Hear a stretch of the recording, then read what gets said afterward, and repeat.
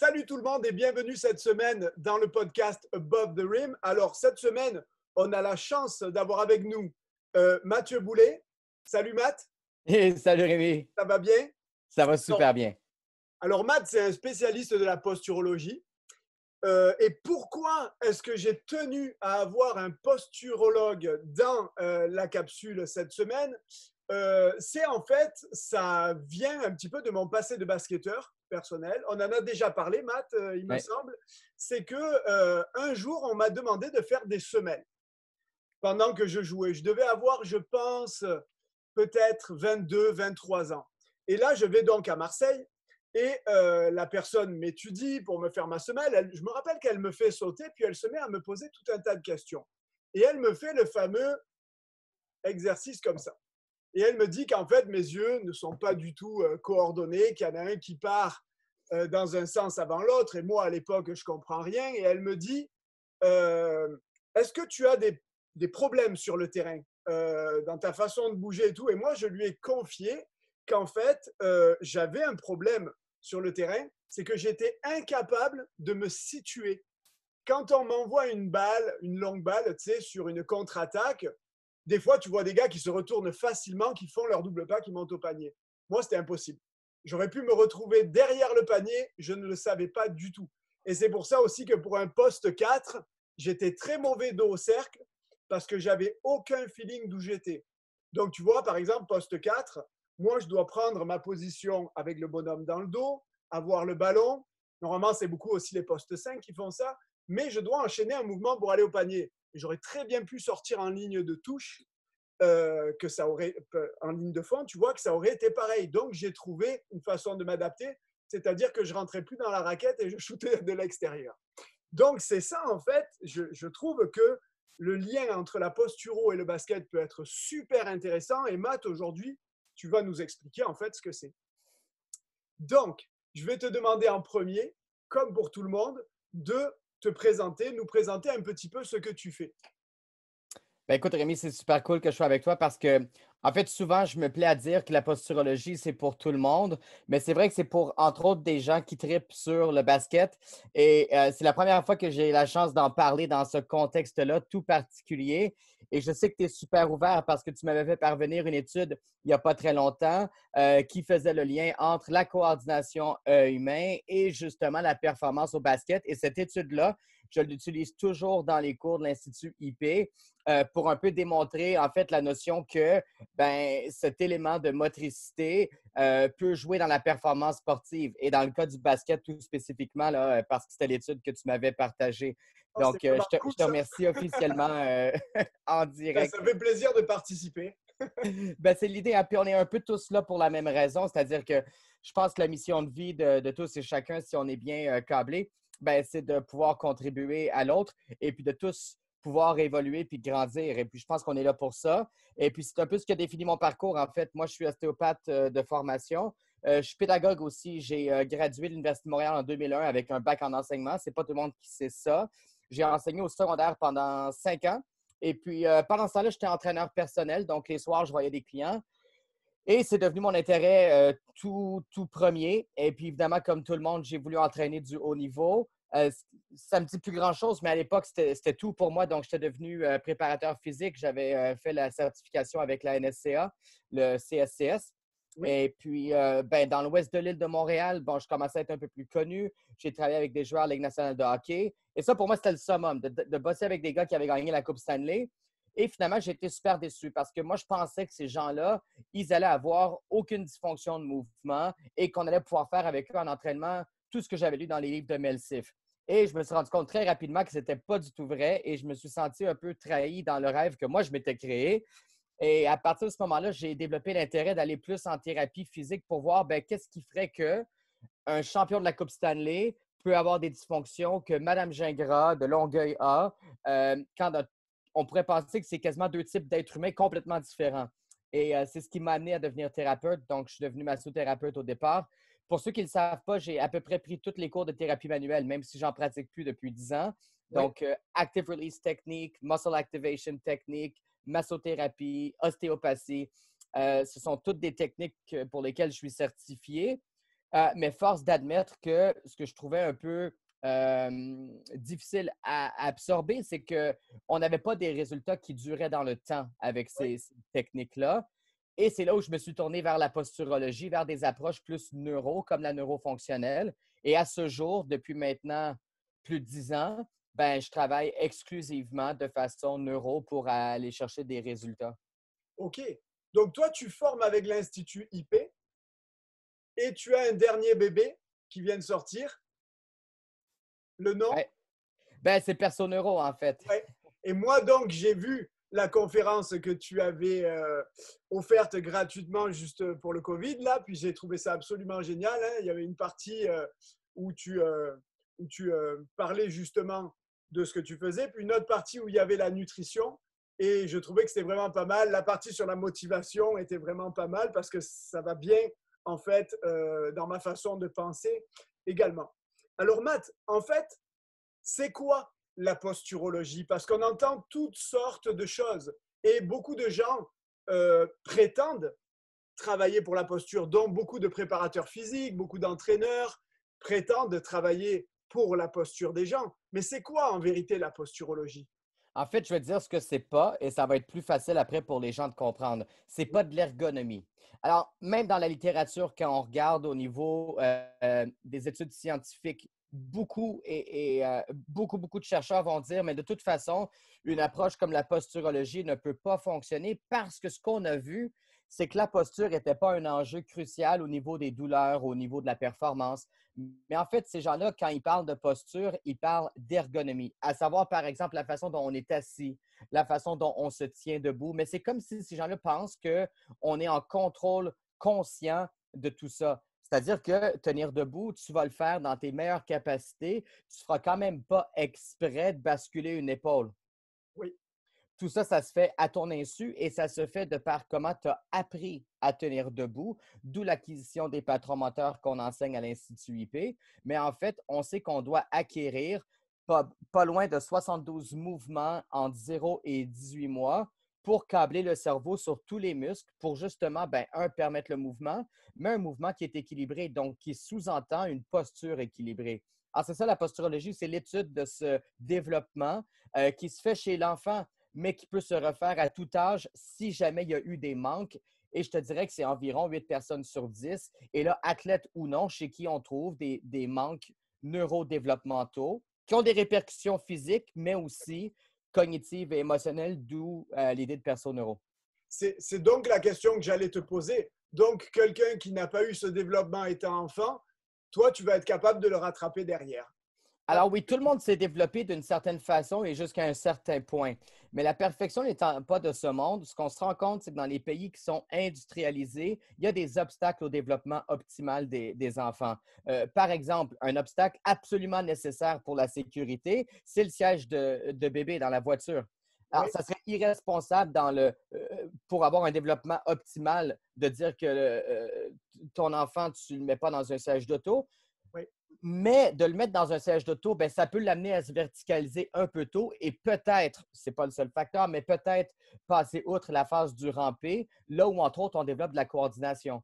Oui. Alors, il faut arrêter de faire dans les absolus avec tout ça, ce qui a trop été fait quand on essaie de créditer ou de discréditer la posturologie. Il faut être intelligent. Il faut dire, il y a un développement qui existe, qu'on reconnaît comme étant optimal et le posturologue vise à cibler le plus possible toutes les phases de ce développement-là et de les incruster dans le système nerveux de la personne pour lui donner une meilleure capacité à bouger, en fait.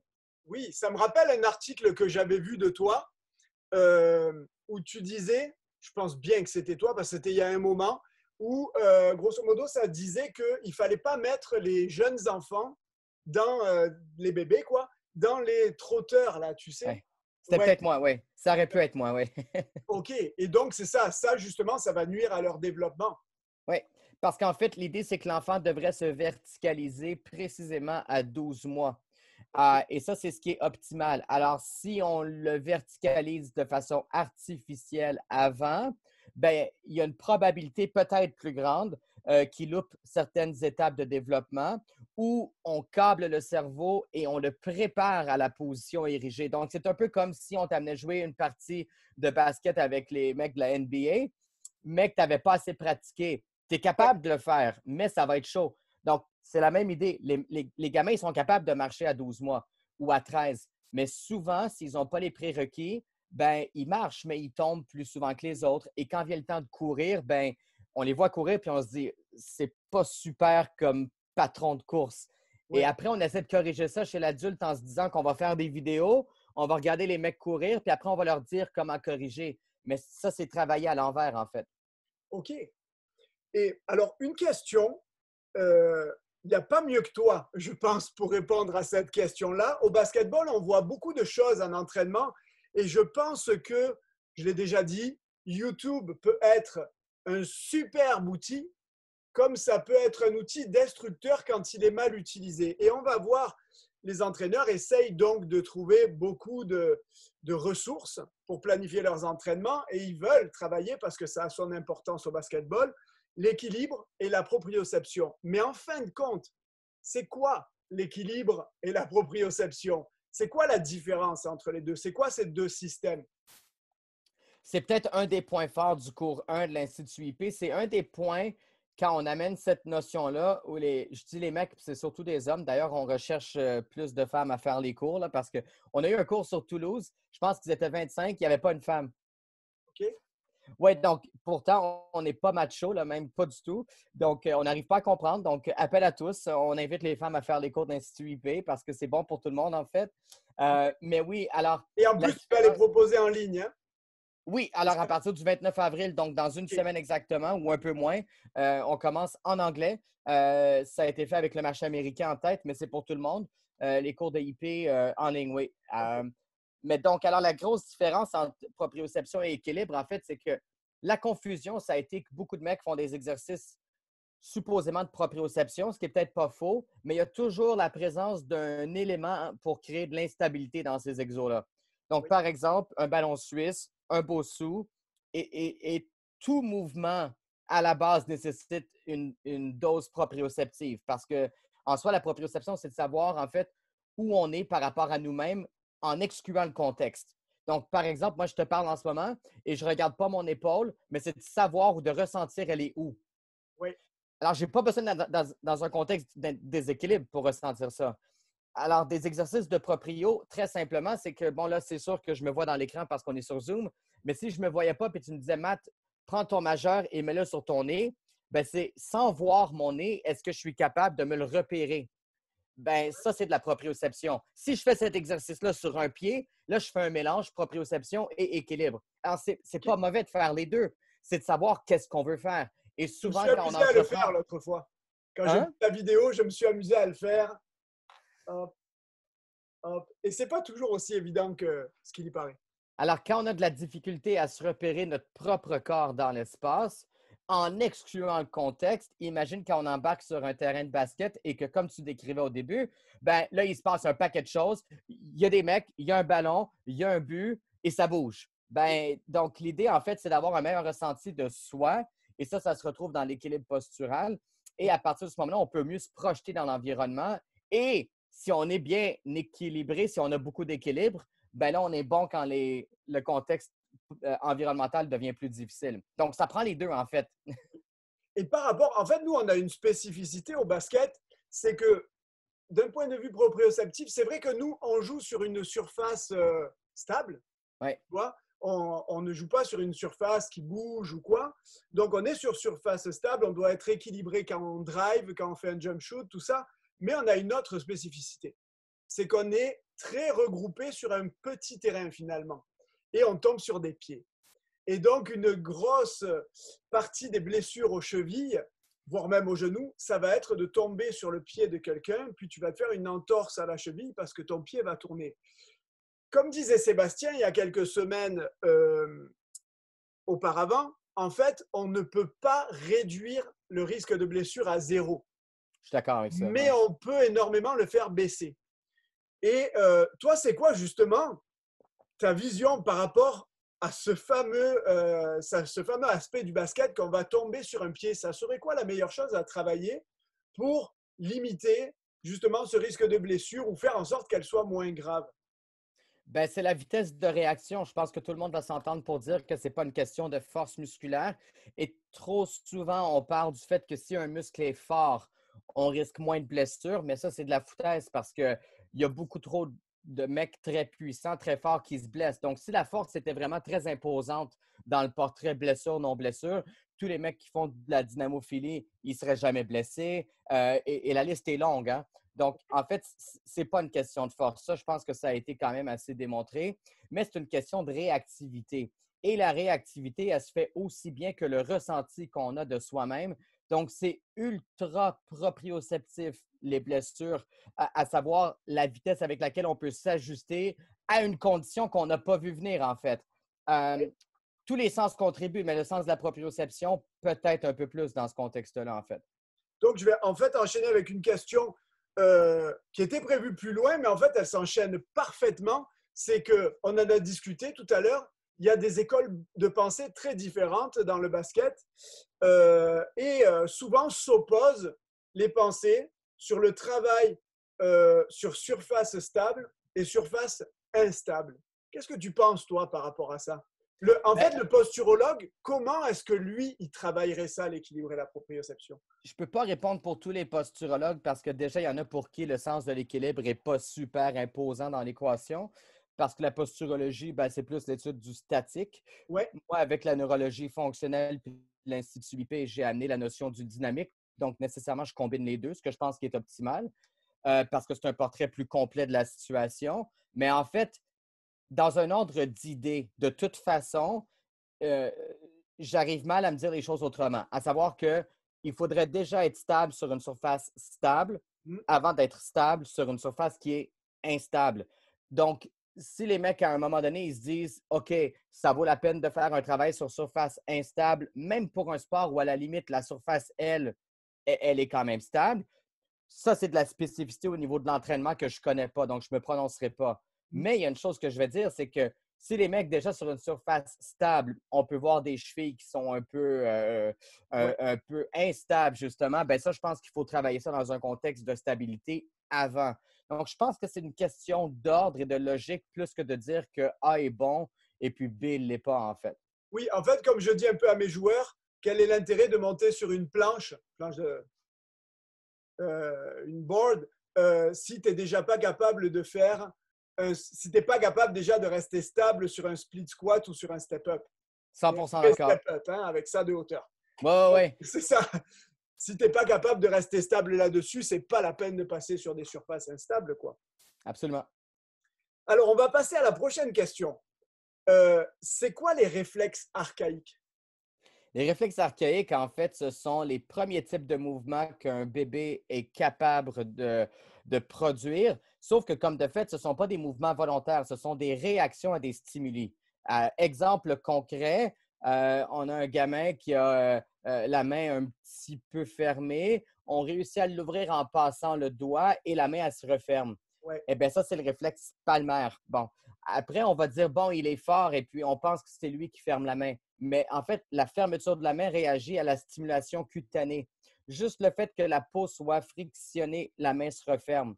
Ouais. Alors, bon, ça, c'est un des réflexes archaïques. L'idée, c'est que si on stimule la main beaucoup, beaucoup, beaucoup et beaucoup, à un certain moment donné, la main ne se refermera pas. Mais le résultat, c'est que l'enfant va avoir appris que sa main existe et lui, volontairement, va pouvoir la fermer quand il veut. Il va pouvoir l'ouvrir quand il veut. Alors, c'est ça le contrôle moteur. Donc, le contrôle moteur nécessite de façon absolue l'intégration des réflexes archaïques. C'est ce qui fait que s'ils ne sont pas intégrés chez l'adulte par faute de stimulation à l'enfance, eh bien, il faut les intégrer parce que ce sont des câblages entre le cerveau et les muscles qui ne sont pas complets. Après, c'est sûr qu'il va y avoir des tensions musculaires, des troubles de mobilité et des troubles de stabilité articulaire aussi. Oui, voilà, c'est ça. Donc, en fait, la façon dont la société, la façon dont l'humain change un petit peu les premières années de la vie de l'enfant peut avoir un impact négatif sur le futur de l'athlète. C'est ce que tu nous expliques grosso modo. Ça, on fait des athlètes entre 0 et 1 an. Ça serait par exemple ce qu'on disait tout à l'heure, les mettre dans des trotteurs peut-être les chaussures trop tôt, peut-être tout ce genre de choses, quoi, en fin de compte. Ouais, les chaussures sont toutes problématiques parce que, imagine le pied, 28 différents os, Oui, c'est supposé s'articuler dans tous les sens. Et puis, si ça apprend jamais à le faire, ben ça apprendra jamais à le faire, en fait. Donc, on finit avec des pieds qui sont plus ou moins compétents. Tout notre corps repose sur nos deux pieds. L'explosion, la vitesse, des changements de direction, tout ce qui importe un joueur de basket, oui. ben après, on essaie de s'acheter des souliers de plus en plus chers avec des logos, avec des machins, mais ça ne remplace pas un pied qui n'est pas efficace. En fait, Ouais. ça pourra jamais, on ne pourra pas jamais faire cet échange-là entre les deux, hein. Justement, pour enchaîner logiquement là-dessus, qu'est-ce que tu penses de la chaussure de basket que je t'ai montrée tout à l'heure? Qu'est-ce que tu penses, toi, généralement, de la chaussure de basketball? Le problème avec le soulier de basketball, en fait, c'est le problème avec tous les souliers qui se veulent spécifiques, c'est que le pied, lui, ne change pas. C'est-à-dire que toi, tu es un être humain, moi aussi, jusqu'à preuve du contraire, des fois j'en doute sérieusement, mais on m'a dit que c'était le cas, donc je les crois. Mais, mais après, c'est-à-dire que le sport que je vais choisir de pratiquer, il ne changera quand même pas, pas au début en fait, hein, mon pied. On va tous avoir le même pied avant de commencer une activité. Donc, l'idée, c'est d'avoir un soulier qui permet au pied de bien fonctionner dans un contexte. Ben, après ça, ce n'est pas très populaire comme réponse parce que les gens veulent toujours une spécificité par rapport à ce qu'eux, ils font. Mais en fait, c'est que c'est le corps humain qui fait l'activité. Oui, Donc, oui, tu es un joueur de basket, mais avant d'être un joueur de basket, même si ça fait depuis toujours, tu as quand même été un être humain entre 0 et 1 an qui a appris à tenir debout. Et à ce moment-là, le basket, tu n'en avais rien à cirer. Donc, oui. si on revient à ça, ben, en date d'aujourd'hui, pour jouer au basket, ça prend un soulier qui est minimaliste. Trois caractéristiques. Et là, ça va faire. Les mecs, ils vont, ils vont flipper. Mais... Alors, une semelle très mince, parce qu'on veut se rapprocher du sol, ce qui est physiologique.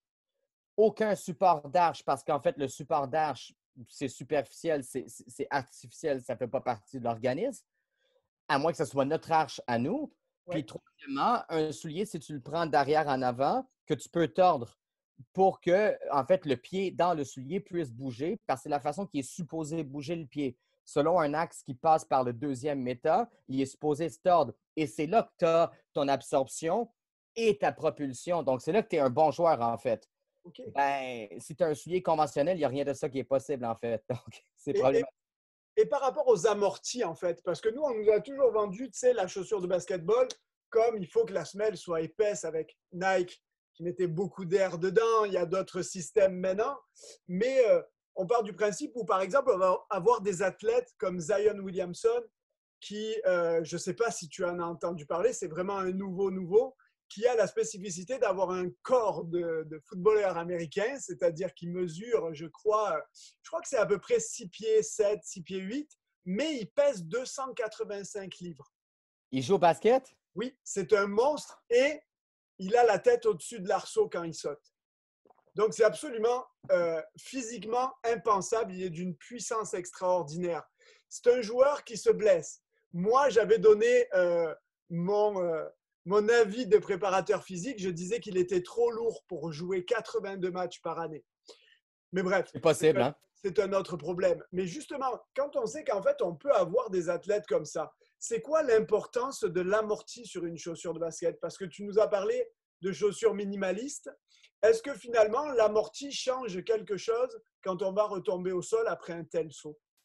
Ben écoute, je vais te répondre dans l'axe du préparateur physique, hein, c'est pas mon job, Oui, mais pour en côtoyer plusieurs, ce que j'ai compris, tu me dis si c'est pas le bon discours, c'est que quand on travaille la force explosive, c'est bien d'être capable de pouvoir se propulser, par exemple, sur une boîte, mais peut-être qu'avant ça, même, il faut travailler la composante excentrique et d'être capable d'absorber. Est-ce que je me trompe? pas du tout. Bon, C'est c'est ce vraiment que ça. j'avais compris quand je travaillais avec Gabriel de Athletic One, Oui, parce que tous les jeudis, bon, quand on a le droit d'aller s'entraîner, là, je bosse avec lui. Et puis, c'est ce que j'avais compris aussi du discours de Christian Thibodeau. Et ça faisait du sens pour moi parce qu'en fait, la capacité excentrique, elle se développe avant la composante concentrique quand on regarde l'ordre chez l'enfant. Euh, Non, pardon, c'est pas vrai. C'est juste que pour réduire les blessures, il fallait être capable, oui, c'est ça, il fallait être capable d'absorber. Donc, je me dis, après, de vouloir emprunter cette capacité-là en demandant à une chaussure de faire le job, je pense pas que c'est respectable. C'est définitivement pas responsable parce que pourquoi est-ce que ça serait la job du soulier d'absorber quand c'est supposé être la personne qui absorbe? Alors, pour moi, l'emprunt, c'est toujours la même chose. Quand on emprunte, c'est une chose, mais on sait qu'on va devoir remettre et avec intérêt. Et les intérêts sur le corps humain, c'est souvent des blessures. Et c'est là où je vois que le rôle du soulier peut jouer contre nous si on prend un soulier avec beaucoup de support. Donc, en fait, pour faire une image qui m'est venue de suite, la chaussure, l'amorti, c'est le vaccin du basketteur. C'est-à-dire que, parce que moi je disais, dans la société actuelle, on parle d'un vaccin alors qu'on ne fait pas ce qu'il faut pour booster un système immunitaire. Qui est le C'est-à-dire nôtre. Ouais. voilà, on n'apprend pas aux gens à manger. Il y a toujours des Kellogg's pour les enfants le matin qui sont bourrés de sucre. On est toujours piètre en alimentation dans la population moyenne. Je parle de l'alimentation, mais ça va être aussi dans l'exercice physique, tout ça. Bref, on ne sait pas booster un système immunitaire, mais on va être obsédé par un vaccin. Donc, en fin de compte, la chaussure de basketball, c'est la même chose. Parce qu'en premier, on voit Sébastien nous parler aussi, je prends Sébastien parce qu'on est seulement à notre 5e podcast.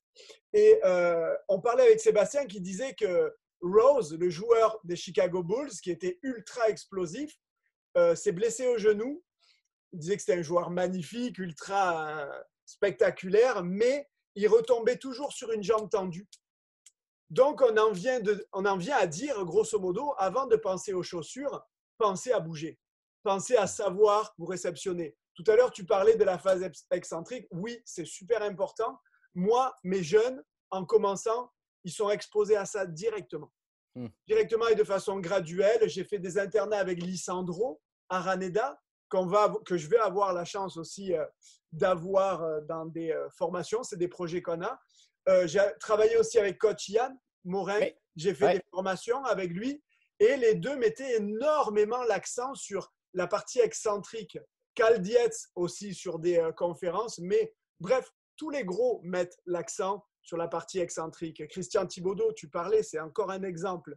Donc, apprendre aux joueurs à se réceptionner avant de leur apprendre à faire leur lacet avec des chaussures où justement il y a des semelles ultra absorbantes. Ça, c'est super intéressant. Alors, on va enchaîner sur la suite. Un truc, je t'entends souvent parler de ça, j'entends souvent aussi d'autres personnes dans le basket l'évoquer, la coordination main-œil. C'est quoi? Ben, en fait, la coordination main-œil, c'est une des facettes du développement de l'enfant entre 0 et 1 an. Et après ma barre, c'est fait pour la nutrition. Hein? C'est fait pour qu'un enfant puisse prendre avec ses mains un morceau de bouffe, puisse le mettre dans la bouche. Mais déjà, il faut coordonner avec la vision cette activité-là. Et encore de façon plus primitive, c'est fait pour l'allaitement. Donc, le fait d'être capable avec les mains de prendre le sein, avec la bouche pour l'allaitement, avec les yeux pour le contact visuel avec la mère et tout l'affectif. Et puis l'affectif, il faut en parler parce que c'est un peu dans un contexte où l'enfant se sent en sécurité qui peut justement intégrer ses réflexes primitifs. Et ça, c'est peu dit, même que je suis le premier à dire que je n'en parle pas assez, juste parce que, bon, ce n'est pas mon intérêt, mais en fait, c'est vrai que ça prend ce contexte-là pour intégrer les réflexes. OK. Alors, le œil humain, ben, qui nous sert d'outil à la survie très tôt, par la suite, va nous servir pour lancer et attraper un objet. Alors, imagine au basket à quel point c'est crucial. Et c'est sûr que si on ne l'a pas appris plus tôt, c'est les gamins qui disent ben moi, je ne suis pas à l'aise si on a à lancer ou à recevoir un objet. Alors, c'est ceux qui vont dire, tu sais, c'est ceux qui vont dire moi, je ne suis pas sportif. Mais en fait, c'est pathologique de ne pas être sportif. Et je ne veux pas dire là, de haut niveau, mais un être humain qui n'aime pas bouger, c'est pas qu'ils sont faits comme ça, en fait. C'est qu'ils ont des manques parce que le mouvement, c'est ce qui active le cerveau et activer le cerveau, c'est le début de la vie. Donc, on ne peut pas ne pas bouger. Ce n'est pas une option. Si les gens, ils n'aiment pas bouger, il faut trouver pourquoi, puis il faut corriger ça C'est absolument. peut-être souvent éducatif. Oui, ben, il y a des familles où on va dire aux gamins de ne pas bouger. C'est sûr qu'il y a des facteurs environnementaux, mais même à savoir des facteurs qui appartiennent à l'individu où lui-même va te dire, moi, même si à la limite, on m'a encouragé à faire du sport, c'est un truc qui m'a jamais vraiment plu. Et là, je ne parle pas du sport de compétition. À la limite, ça pourrait être que récréatif, juste de bouger dans un parc. Et si ça, il n'y a pas d'intérêt, pour moi, en soi, pour moi, c'est une pathologie, en fait. OK. Alors, ta réponse, en fait, sur, ce fameux, sur cette fameuse coordination main-œil, œil-main, en fait, ça m'a fait penser à pas mal de choses. C'est ça qui est intéressant, c'est que ça réveille des choses. Puis finalement, quand tu as le passé de basketteur, tu es capable de faire des liens. Euh, les grands au basketball, on nous reproche souvent au début de ne pas être capable d'attraper le ballon. C'est-à-dire, on est au rebond, on se prend la balle sur la tête, on nous envoie des passes, on n'est pas toujours très agile, on a du mal à les rattraper. Et que font les entraîneurs? Ils nous disent, à toi là, tu vas en manger. Hein. Tu vas te mettre en face de moi, je vais t'envoyer des boulets de canon, mon grand, et tu vas faire ça pendant 1 heure s'il faut, mais tu vas rattraper les balles. Et moi, je me rappelle même ce qu'on faisait à l'époque, c'est qu'ils me mettaient à 5 mètres d'eux, quelque chose comme ça, ils droppaient le ballon par terre et bam, ils mettaient une reprise de volée avec le pied. Le ballon partait n'importe où super fort et il fallait que j'attrape le ballon. Est-ce que ça, est-ce que ça finalement, ça sert à quelque chose? Oui, c'est peut-être juste un exercice qui est super avancé. Je pense que souvent dans le sport, puis plus que c'est du haut niveau, peut-être plus que c'est vrai, si on ne fait pas un truc avec une grande intensité, on a l'impression qu'on ne fait rien. Oui, Tandis que ben, si je te montre un exo, tu vois, je vais prendre n'importe quoi ici, là, un stylo, mais tu vois déjà de juste dire que je prends le stylo, je le mets en plein centre de mon corps. Déjà, juste ça, les mecs, des fois, le centre de leur corps, il est ici. Donc, ça, c'est de la proprioception. Et d'être capable de bouger la tête et la main exactement en même temps, ben, il y en a pour qui la tête, elle finit le mouvement et le bras après. Et quand ils reviennent, la tête, elle arrive après. Donc, tu vois, ça, c'est un exemple frappant d'un manque de coordination œil-main. Sauf que tu donnes cet exo-là à du haut niveau, ils vont faire, mais c'est con, c'est trop facile. Mais en fait, c'est juste que c'est beaucoup moins impressionnant, c'est beaucoup moins séduisant sur Instagram oui, que de dire que tu mets le mec en plein milieu d'une pièce puis tu lui balances des ballons dans la face. Tu sais. oui. Donc, Après, je ne sais pas qu'est-ce qui est plus efficace, mais je pense qu'il y a un ordre d'idées dans lequel on devrait travailler, en fait. Donc, ce à quoi ça me fait penser, c'est que nous, on voit toujours du concret. On voit toujours un truc global. C'est on voit un jeune qui n'arrive pas à rattraper un ballon, donc on pense à ses mains, on se dit il n'a pas de coordination. Mais la santé de l'œil, parce que ça, on ne va pas aller regarder ça, on ne va pas aller chercher ça. L'exercice, le test dont on parlait tout à l'heure, si on s'aperçoit que l'œil, finalement, si je peux appeler ça fonctionner, s'il ne fonctionne pas de façon adéquate, parce que ça a un impact réel sur la façon dont le jeune va attraper le ballon. Donc, pour te répondre dans un optique un petit peu plus large, si on parle de coordination, tout Oui, le monde s'entend pour dire que la coordination dans le sport, c'est important. ah oui, Ben là, il faut voir comment elle se développe chez l'être humain. Le premier type de coordination qui se développe chez l'être humain, c'est entre les deux yeux. Alors, c'est la coordination œil-œil. À savoir, est-ce que justement, quand tu amènes une cible jusque sur le visage, est-ce que les deux yeux peuvent, ce qu'on appelle, converger? En fait, c'est un signe de coordination entre les deux yeux. C'est aussi le signe que les deux côtés du corps se parlent. Et ça amène à de la coordination de façon plus générale. Ça donne lieu à la coordination œil-main, qui est très importante pour les gens qui font du basket. Ça donne aussi lieu à de la coordination œil-pied. Alors, pour le foot. Euh, donc, dans l'ordre, si on était pour initier les enfants à des sports, je pense qu'on devrait faire le basket avant le foot. Et ce n'est pas parce que je préfère un versus l'autre, c'est juste que le développement se fait du haut vers le bas oui, chez l'être humain. Alors, après, oui, l'idée, c'est ça, c'est de développer la coordination dans son ensemble. Mais tu as raison, si on a un trouble de coordination entre les deux yeux, forcément, c'est sur cette base-là que les autres types de coordination se développent. Droite-gauche, œil-main, œil-pied, au bas. Donc, après, on est un peu mal foutu. Maintenant, les gens, ils s'adaptent, hein, il faut comprendre. Il y a des gens il y a des basketteurs, je suis sûr, qui ont eu une carrière phénoménale et qui ont deux yeux qui ne bougent pas ensemble. Et ça, c'est le discours des gens qui disent ouais, mais tu vois, lui, il a réussi quand même.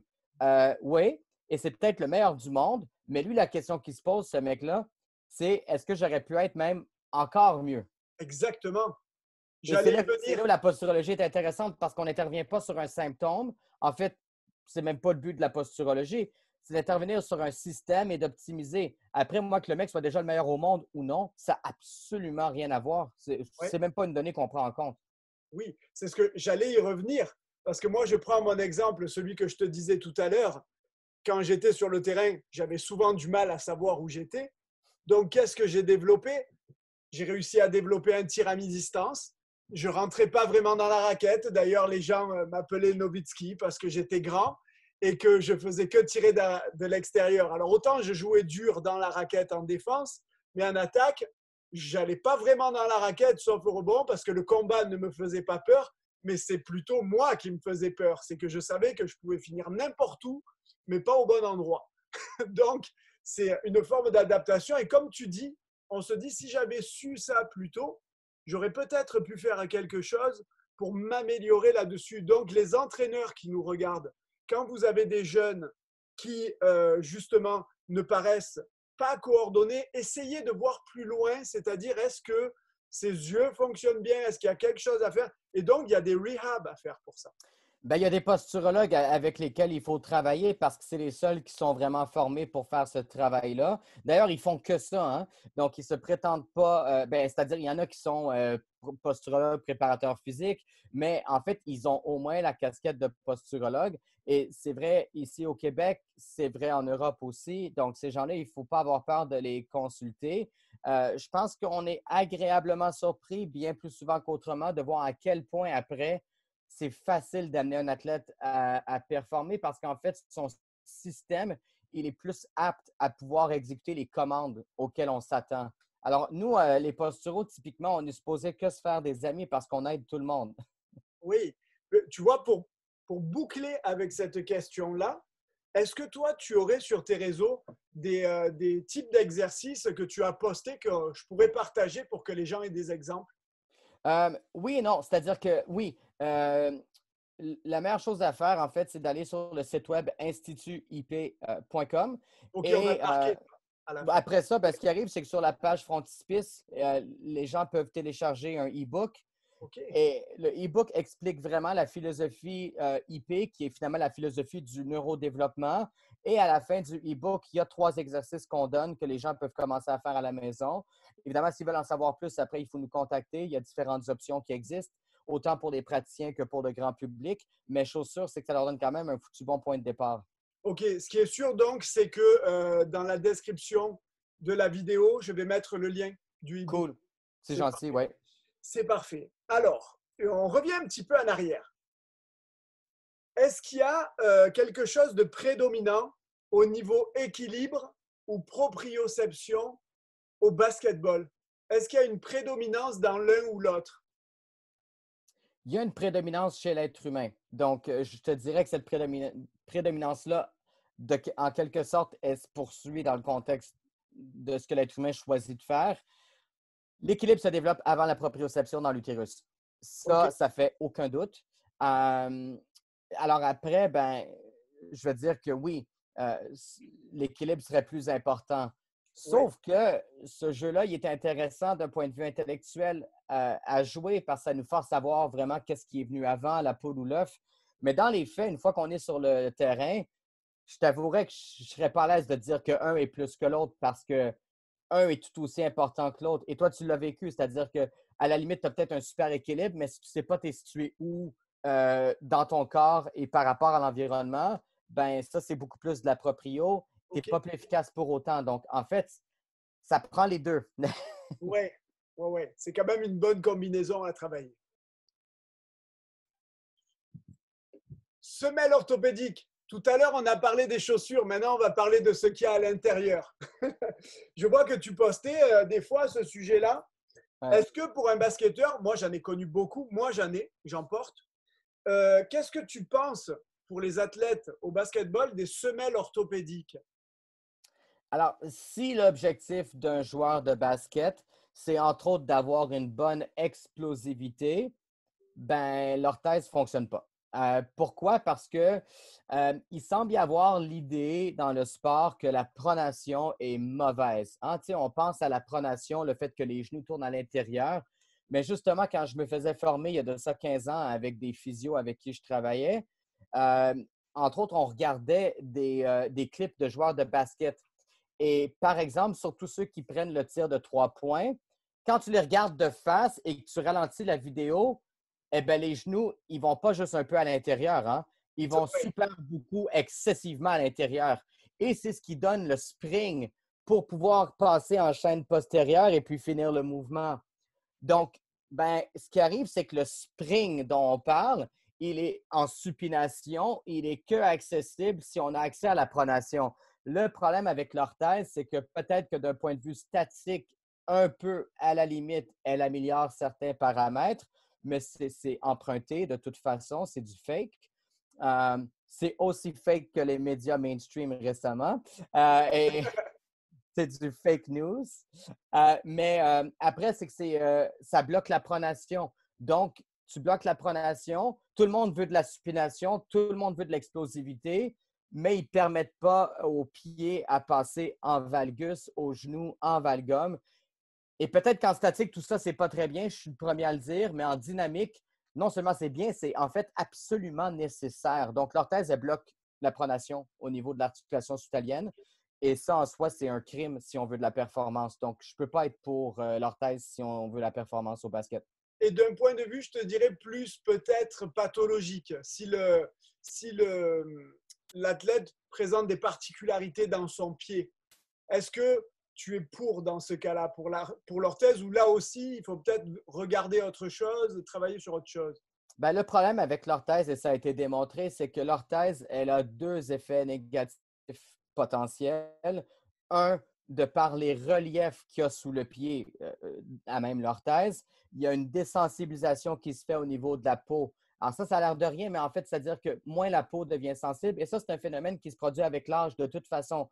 Physiologiquement, la peau de notre pied devient moins sensible avec le temps, ce qui fait qu'on ressent moins le sol. Donc, de développer des troubles de l'équilibre avec l'âge, c'est quand même un peu normal. Un jour, il faut bien mourir, hein? Et il faut mourir de quelque chose. Donc, le job de notre corps, c'est de devenir de moins en moins efficace pour qu'on puisse mourir, laisser la place à quelqu'un d'autre, en fait. Alors, ça, il ne faut pas trop s'ostiner, mais quand même un peu parce qu'on veut vivre puis on veut bien vivre. Mais il ne Oui. faut pas non plus faire exprès d'amener ça de façon prématurée. Alors, une orthèse, ça désensibilise davantage et trop vite les récepteurs cutanés. Donc, déjà, ça crée un déséquilibre. Donc, on parlait que l'équilibre est important. Ça ne fonctionne pas. Puis l'autre truc, c'est que ça rend aussi les muscles moins sensibles. Donc, ça défait la proprioception. Bon, alors, je me dis, on n'a peut-être pas besoin de plus d'arguments pour dire qu'une orthèse, au final, même avec un pied qui n'est pas optimal, parce qu'il y a des critères quand même qui existent, même s'ils sont un petit peu malléables. Mais donc, il y a autre chose. En posturologie, on utilise des outils qui stimulent le système nerveux et qui amènent le pied à se positionner par un jeu de tension sur les chaînes musculaires, en fait, à se positionner de façon optimale. Et ce n'est pas en le supportant. Quand on le supporte, c'est un emprunt. Et quand on emprunte, il faut remettre et il y a toujours un taux d'intérêt. Donc, ça coûte Oui. cher. Ça m'amène à une autre question, ça me fait penser à quelque chose, parce que tu as évoqué la sensibilité sous le pied. Nous, on s'aperçoit souvent qu'avec les impacts répétés, impact, peut-être chaussures serrées, ici et là, les basketteurs perdent de la sensibilité à certains points, sur les OK, oui. orteils, et on dit qu'il faut optimiser la sensibilité donc sous le pied, sous les mains. On voit même au bench press des gens qui travaillent là-dessus. Et donc, ma question, qu'est-ce que tu penses des pike balls? Est-ce que je le dis bien déjà? En fait, oui, ben, ça s'appelle, mais il y a plusieurs balles sur le marché qui ont cette mission-là. Celle que nous, on utilise à l'Institut IP, c'est les Neurospike. Mais oui, OK, c'est des balles qui piquent, en fait, ouais. ouais. Les neurospikes, donc c'est ça, j'explique aux gens, c'est des petites balles quand même dures, hein? Oui, Parce qu'il ne faut pas confondre avec celle qui est molle. Là, on trouvait ça sur le marché qui se gonfle ou quoi. C'est des toutes petites balles dures avec des pics. Et si j'ai bien compris, ces pics servent justement à provoquer une réaction nerveuse sous la peau, quoi. C'est ça? oui, le but, en fait, c'est la peau. Déjà, c'est particulier pour un outil parce que la plupart des outils qui ressemblent au Neurospike, l'objectif, c'est de travailler le muscle. Ouais. On peut le faire, mais c'est en fait, de toute façon, on va passer par la peau avant tout. Et le but du Neurospike, de toute façon, c'est de stimuler la peau. sais que le système nerveux et la peau se développent dans le même feuillet embryologique. C'est pas pour faire dans le truc compliqué, mais c'est en fait que la peau, pour activer le système nerveux, c'est vraiment un super moyen. Et c'est le système nerveux qui active les muscles. Donc, par le fait même, le neurospike, ben, c'est ça l'idée. Et entre autres, ça nous permet d'intégrer des réflexes archaïques comme ceux dont on parlait, autant au niveau des mains qu'au niveau des pieds. Et les mains et les pieds pour le basket, c'est quand même bien, hein, parce que les pieds, c'est au sol, les mains, c'est la balle. Alors, entre les deux, on peut faire des choses qui sont vraiment cool. Exactement. Donc, est-ce que tu serais pour toi aussi dire que ça serait bien d'intégrer ça à un warm-up? Oui, en fait, c'est un peu la méthode qu'on propose. Donc, ce qu'on peut appeler en fait la méthode IP, parce qu'en 2020, tout le monde a sa méthode, donc il faut rentrer dans le jeu. Mais la méthode IP, c'est quoi? C'est un warm-up de 5 minutes avec des exercices de stimulation, entre autres avec le neurospike. Absolument. C'est comme ça qu'on travaille, en fait. Ouais. Pendant que tu expliques ça, je vais essayer d'aller regarder là-bas. Il me semble que j'en ai une. Ça va prendre 2 minutes. Je vais voir si Vas-y, vas-y. c'est pas sûr du tout parce que elle est petite. J'ai des enfants dans la maison et ça se promène partout. Mais ça permettrait de montrer aux gens justement comme elle l'est. Ah, je crois qu'elle est là. Parfait. En fait, c'est ça. Et voilà, c'est exactement ça, ouais. Donc, une petite balle dure. On peut enlever les chaussures, frotter ça sous le pied avant un match, sur les points d'appui et sur les mains également, parce que nous, on touche le ballon, quoi. Donc, on augmente la sensibilité, puis c'est un plus pour la performance. Oui, plus on est sensible, plus on est capable de ressentir. Et ressentir, c'est le point de départ pour pouvoir agir. Alors, la sensibilité, même si on est des mecs, il faut arrêter de regarder ça comme un truc de moumoune. C'est vraiment à la base de l'action. Et les mecs qui manquent de sensibilité, ben, finalement, ils ne peuvent pas agir de façon aussi pertinente. Et ça affecte le geste sportif par le fait même. Donc, être sensible, c'est bon. Maintenant, de l'hypersensibilité, c'est pas mieux. Mais la sensibilité just right, là, à point, c'est ce qui donne les meilleurs résultats. Et c'est le reflet d'un système nerveux qui est bien câblé, en fait. Oui, et d'ailleurs, j'en profite pour mentionner mon ami Andy Hayens, qui a un groupe de basketball en France, qui a développé sa balle pour le basketball, avec apparemment une taille plus spécifique pour le basket. Donc, comme on s'entraide tous, j'en profite pour le Ben oui. dire un petit peu. Je mettrai aussi le lien de sa balle. Une dernière question, Matt, parce que le temps avance. On arrive au bout. La taille des basketteurs. Est-ce que c'est un facteur en termes de posture? Est-ce que leur taille et leur type morphologique a une incidence sur leur posture? Et est-ce qu'il y a un management spécial à faire avec ça? Ouais. Je crois que ce qui se passe, en fait, après ma barre, je vais te dire non. Mais je ne te Oui, dirai pas non de façon absolue. Parce que je pense qu'il y a des facteurs environnementaux qui jouent sur ce que moi je connais qui est l'aspect neurodéveloppemental. C'est-à-dire que le mec qui mesure 6 pieds 8, il a les pieds qui vont avec. oui, Donc, en temps normal, non. Sauf que le mec qui mesure 6 pieds 8, quand il va avoir une conversation avec un autre être humain, ce qui est quand même assez fondamental pour la vie, ben, il va devoir regarder vers le bas. Alors, est-ce qu'il n'y a pas dans le contexte environnemental une situation répétée qui fait qu'au final, ce mec-là, il ne va pas développer réellement une posture peut-être un peu, bon, pas trop optimale à cause du fait qu'il est grand parce qu'il doit s'adapter aux autres? Je ne serais pas d'avis à dire que c'est pas possible. Maintenant, je ne le sais pas. Je ne le sais pas parce que je n'ai pas vu assez de mecs qui ont cette taille pour voir si avec eux, quand je travaille avec eux, on a un obstacle à la recalibration. Je ne pourrais pas me prononcer. la vie n'est pas faite pour nous. Non, ça Moi, c'est sûr. moi, Ben, je mesure 6 pieds 7. Je suis bien placé, tu vois, parce que ça va remonter. Les chaises ne sont pas faites pour nous. Les tables ne sont pas faites pour nous. Les voitures ne sont pas faites pour nous. Les portes ne sont pas faites pour nous. Les avions ne sont pas faits pour nous. Les chaussures ne sont pas faites pour nous. Les vêtements ne sont pas faits pour nous. Ça va être très difficile. Je vais te donner un exemple. Je ne peux pas acheter un pantalon à Montréal parce qu'il y a des problèmes. Tu vois, on va dire, tu vas avoir des magasins comme Maximus, mais eux, ils vont penser qu'un grand est forcément gros. Donc, ça moi, va. je fais du 36 de taille maximum. Ils vendent à partir de 42. C'est un peu la perception que les gens ont des grands et finalement, les chaussures, c'est pareil. C'est c'est un défi de trouver une paire de chaussures. Moi, je fais du 15. Merci Nike Outlet à Montréal qui me permet de pouvoir acheter des chaussures et de les essayer parce qu'ailleurs, c'est impossible. Ils s'arrêtent au 13, c'est très, très difficile. Et c'est pareil partout. Tu vas au restaurant, donc la chaise n'est pas adaptée, la table n'est pas adaptée. Si tu es employé dans un bureau, ton bureau n'est pas adapté. Il va falloir que tu l'adaptes. Rien n'est adapté. Donc, comme tu dis, tout ça, au bout d'un moment, tu le retrouves. Tu le retrouves, ça se répercute dans ton corps. Ah oui, alors je peux pas voir que ça n'aurait pas un impact. Maintenant, je peux juste pas me prononcer sur la sévérité de cet impact-là. Mais ce que je veux dire, par exemple, c'est que si au moins au bas mot, on optimise cet être humain-là pour qu'il soit au top, Ouais. comme un peu pour un paquet de conditions que j'ai vues sur 14 ans de pratique, ben, c'est que c'est quand même que ces gens-là, ils vont mieux. Et Ouais. l'idée, c'est d'aller le mieux possible. Alors, je pense pas que c'est un obstacle absolu, comme dans plusieurs cas où on me présente une situation, puis la coutume serait de dire, bon, avec tel truc, on ne peut pas rien faire parce que, ben, ça, je ne serais pas d'accord. Mais oui, je pense que c'est quand même à prendre en considération définitivement. Oui, et tu vois, juste pour conclure là-dessus, moi, je suis préparateur physique donc de basketball et j'ai des jeunes à croissance, comme on dit, anormale, à croissance extraordinaire, dont un qui a vraiment une croissance extraordinaire, qui est beaucoup plus grand que moi. Et mon premier travail en préparation physique, et les gens rigolent quand je le dis, enfin non, ils rigolent pas tant, ils sont très ouverts à ça. Moi, je dis que la première préparation physique, c'est celle sur 24 heures. C'est celle qui concerne les 23 heures en dehors de l'entraînement. Bravo. Comment est-ce que tu bouges? Comment est-ce que tu adaptes? Moi, je contacte le club, l'équipe, pour leur dire qu'il ne peut pas s'asseoir sur la chaise de monsieur et madame tout le monde sur le banc.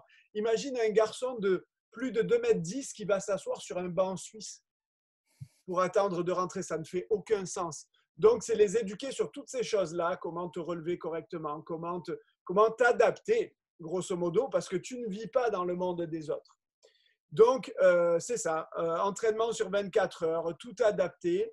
Et voilà, c'est la petite précision que je voulais amener là-dessus. J'aimerais qu'on termine, Matt, que tu nous donnes un petit peu, que tu nous dises où est-ce qu'on peut te trouver sur les réseaux sociaux, tu sais, pour les formations, tout ça, comment est-ce que ça se passe? J'aimerais que tu nous donnes un petit peu de détails là-dessus. Je sais que tu as ta page Facebook, tes pages Facebook. Oui, bon, alors c'est ça. Pour tout ce qui est impact sur la performance sportive, il faut aller voir Institut IP, donc les lettres IP. Alors, c'est .com pour le site web, sinon c'est IP comme ça sur Instagram ou sur Facebook. Et puis, pour ceux qui sont intéressés à ce qui serait plus développement personnel par la posture, ben, il faut aller voir PersoNeuro. Donc, personeuro.com ou PersoNeuro sur Instagram, sur Facebook. C'est quand même assez simple. Ok, ça marche. De toute façon, je vais taguer tout ça sur la description de la vidéo. On arrive au bout. Je te remercie, c'était un plaisir. Et d'ailleurs, à chaque fois qu'on échange, c'est un plaisir parce que tu es quelqu'un qui t'exprime très facilement et très sympathique et très généreux. Ben, je te remets le compliment parce que je fais beaucoup de podcasts récemment et puis c'est rarement aussi fluide que ça l'a été. Donc, je te remets l'appareil puis c'est définitif qu'il y en aura d'autres. Oui, c'est cool et c'est certain qu'on va travailler ensemble dans l'avenir. Définitivement, Je te Rémi. remercie. Je remercie tout le monde aussi de nous avoir regardés puis de nous regarder toutes les semaines. Alors, les gens m'ont demandé de mettre aussi le podcast sous forme audio.